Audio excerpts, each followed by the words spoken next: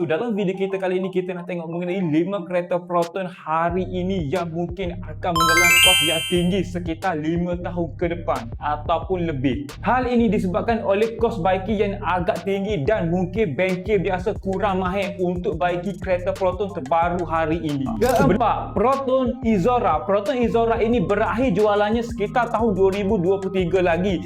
Antara enjin yang mendapat kritikan banyak daripada orang ramai untuk Proton Izora ini adalah enjin 1.6 liter turbo CFE. Kalau kita lihat daripada sudut 10 tahun akan datang ataupun lebih, mungkin akan ada masalah daripada segi alat ganti tentang Proton Izora ini disebabkan productionnya telah pun dihentikan. Tapi itu cuma kemungkinan sahaja. Daripada segi fuel consumption ataupun penggunaan bahan api pula mungkin agak besar pada masa itu berbanding kereta setaraf dengannya disebabkan oleh kecanggihan teknologi yang ada pada masa itu. Daripada segi masalah lain pula, setakat hari ini banyak juga yang pernah dikomplain ataupun dikritik orang ramai isu steering rack, masalah turbo, pipe OC dan beberapa lagi komponen yang perlu di-repair walaupun kereta tu masih baru lagi. Dan masalah terakhir tentang Proton Izora untuk jangka masa akan datang adalah masalah reliability kecil. Contohnya seperti masalah power window, infotainment mungkin akan ada masalah yang kecil akan berlaku. Ini disebabkan oleh kereta itu dah pun berusia. Kesimpulan yang boleh kita buat tentang Proton Izora 1.6